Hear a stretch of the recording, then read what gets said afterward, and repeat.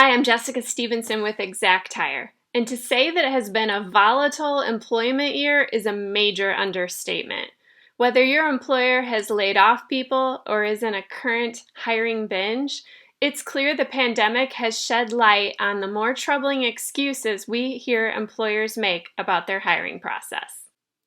Before the pandemic began, companies were navigating a candidate-driven market. The job seekers called the shots, and companies couldn't find enough candidates fast enough. At the end of February, nearly 158.8 million U.S. civilians were employed. That was a 10-year high.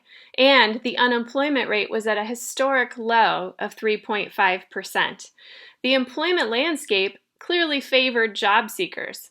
And while we were in a much better economic position then, employers had to rethink their hiring processes to attract and quickly hire top talent. That meant candidates received multiple job offers, employers boosted their total compensation packages, and some jobs went unfilled for long periods of time. Some of those were evergreen jobs. Those are the jobs that some industries always have open 24/7 year-round. Examples of evergreen jobs might include servers at restaurants, cashiers at retail stores, tellers at banks, direct support professionals at nonprofits. You get the idea. The positions for which multi-location employers especially are always hiring. Fast forward to now. We've made economic improvements and U.S. unemployment has improved to 6.9%, though it's still almost double what it was in February. Some jobs are on hold and others are at peak demand in an unprecedented way, like manufacturers of safety equipment, pharmaceuticals, medical devices, e-commerce sites, online meal delivery services, and software companies. And like I said earlier, the excuses employers are making are more exposed. So what's that first one?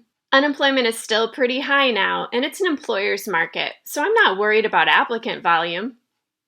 Not so fast. Even though you've likely seen an increase in job listing views, application starts, and even submissions since the pandemic began, know that some people are still opting out of traditional working arrangements for many reasons.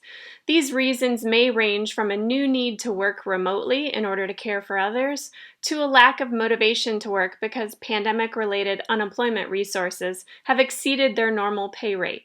And for people who are underemployed and constricted to a specific schedule of availability due to a short-term part-time job, they aren't giving your job a second glance if you're not conveying that your organization is still working hard, even in an employer's market, to attract and retain good hires.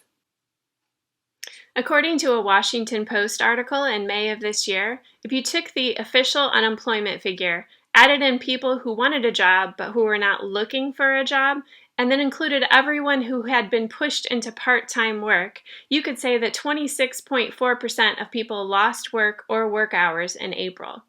But hey, things are better now than in April, right? Yes, but let's recognize that this year more than 1 in 4 workers were hit by the coronavirus fallout. Navigating that experience had a significant impact on job seekers, and that impact has lasting effects that you must consider as an employer. Since there are no guarantees you'll convert applicants, even in this job market, you must communicate differently and highlight your solutions to the pain points that today's job seekers want to alleviate. If they're reluctant to return to work for social distancing reasons and your job can be done remotely, prominently display that in your job description and even in your job title. If you're open to flexible working arrangements such as temporary work or variable working hours, mention that too. Dedicate a portion of your career site to spotlight your response to the headlines of this year, such as the global pandemic and the fight for social justice and racial equality. Weave your employment brand and core values into every piece of career content with consistency, variety of delivery method, and authenticity. And just like you're not willing to settle for a warm body and a job seat, while applicants may need jobs, they're not willing to settle at organizations that don't have brands or values that align with their own. Has your organization been doing enough to navigate this volatile employment landscape?